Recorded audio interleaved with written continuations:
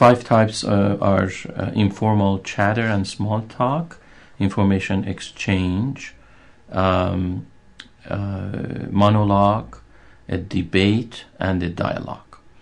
And the only one, as we mentioned, is effective ways of communication is the dialogue, the last one. Now, how does dialogue differentiate itself from a monologue as well as a debate?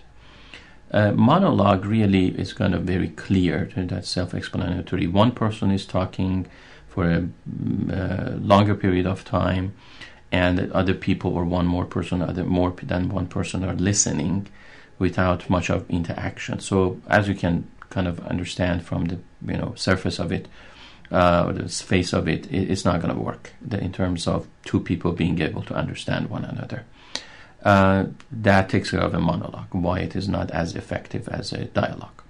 Now, a debate too differs itself from dialogue in multiple different ways. Let's look at the structure of a debate. For instance, in a debate, we usually have two people who basically take on the roles of talkers.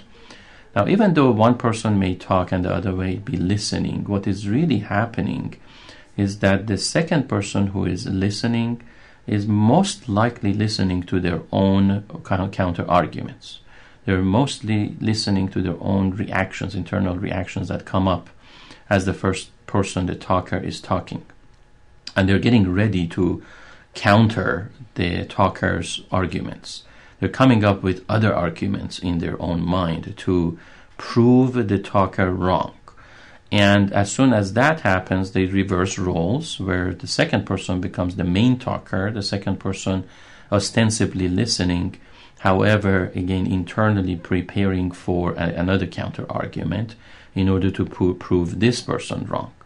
So generally, we have really just two talkers. There is not much of listening going on, if anything.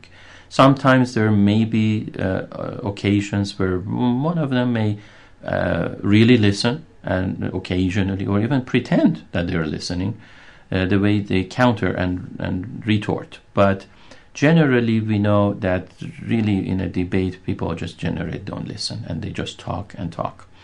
And that's one feature, that we have really two talkers rather than a talker and listener. And that's part of the problem. The second part of the problem is that, as I mentioned earlier, the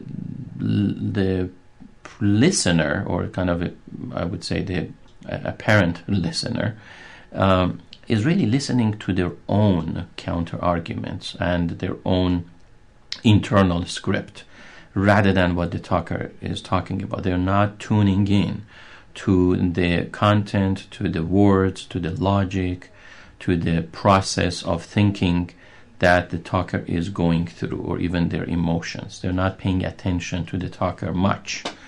So that's the second part that is problematic. The third part is that each one of them is trying to prove the other person wrong. So at their best, what they're going to be doing is use a certain logical progression or reasoning, or some kind of a hopefully critical thinking, but most of the time also not even that critical of a thinking, to just put down the other person, to take them down, to make sure that they fail, and basically prove this other person fallible, incompetent, wrong, on the wrong track, maybe even less smart, if you will, or less intelligent, or even emotionally incapable or unwilling. So it is all deficit focused, deficit based.